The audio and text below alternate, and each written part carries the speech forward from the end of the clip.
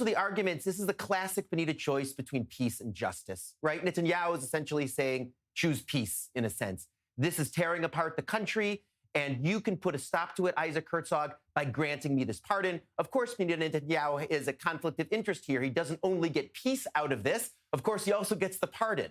But in any event, this is his argument that he's making to Isaac Herzog and to Israeli society. And it has to be said, Benita, the opposition at least agrees with this in part. And we heard it from Ben-Dror Yamini. There are terms on which he would be willing to see this pardon go forward. Again, not necessarily on the terms Netanyahu has put out in his opening bid, but there is some receptiveness to this argument that we're seeing in the Israeli opposition.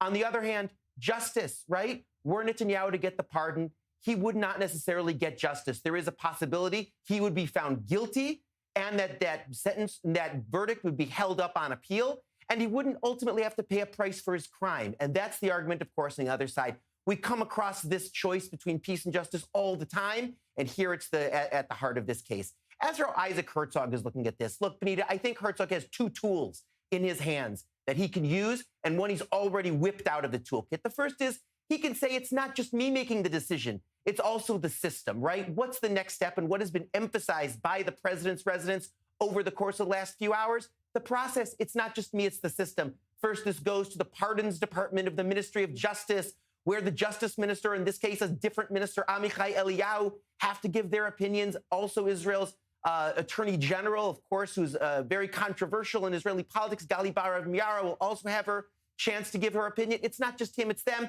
and then his own legal advisor. So it's not just me, I'm part of a system. They're the ones who are ultimately going to be deciding, Benita, it's not only me. And the second tool that Isaac Herzog have is time. This will all take a lot of time, this process. It's not even clear there's a deadline. Herzog may be able to just sit on this for months and months and months, and in a sense, not have to make a decision, not have to come out formally on one side or on the other. As for Netanyahu, I think Netanyahu sees this as a win-win. If he gets the pardon, he gets the pardon. There's an obvious win. And if he doesn't get the pardon, if Herzog says no, or even if he sits on it, Netanyahu can use this as part of his theory of the case. He's running against the legal system. He's running against the media, the universities, the military, and now he can add on to it the president as well. Benita, his core argument to his supporters is these institutions have been coming after us, after me, and after you for decades. He can just add another one to the list if the pardon doesn't come through.